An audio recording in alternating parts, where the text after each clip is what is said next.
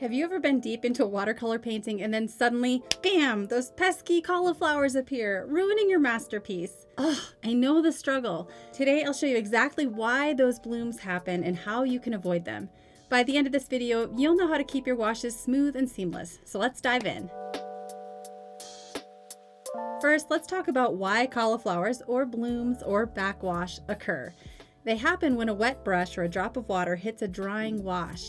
That extra water pushes pigment to the edges, creating these unruly shapes. Understanding this is the first step to controlling it. So it's really a battle between wet and damp. Too much water meeting too little water. It's chaos. All right, now let's talk solutions. Here are my top 3 tips to keep those blooms at bay. Number 1, control your water ratio. Don't overload your brush. Dab it lightly on a paper towel or a rag before touching the paper. Think not too wet, not too dry. Number 2, work quickly. Watercolor doesn't wait for you.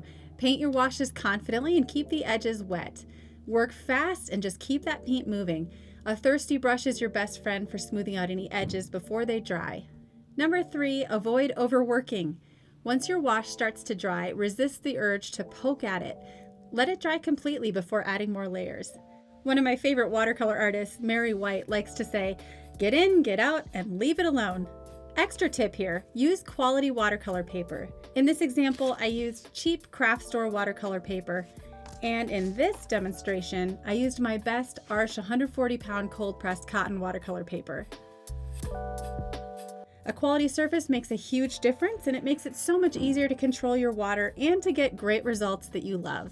Do you ever feel stuck with your watercolor practice, unsure of where to start or how to improve? That's exactly why I created Watercolor Mastery. It's a membership designed to help artists like you build skills and confidence every single day. My fully narrated real-time tutorials are perfect for beginners and beyond. I'll guide you step by step through each painting, breaking down the basics so you can master techniques and truly enjoy the process. Plus, you'll be invited to join a community of artists who are growing and learning every day. With new tutorials added regularly, you'll never run out of inspiration. Let's make watercolor part of your daily routine.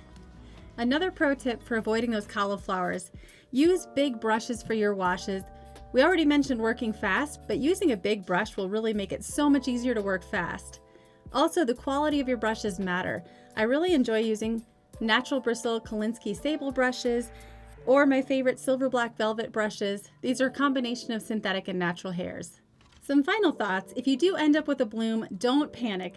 Sometimes you can actually soften them with a damp brush once they're dry, or you can just embrace them as part of the painting's charm. After all, watercolor is all about happy accidents too. And when you know how to create blooms, you can also do them intentionally. I love to use blooms to create the effect of snowflakes or even fuzzy fur. I hope these tips help you take control of your washes and banish unwanted blooms.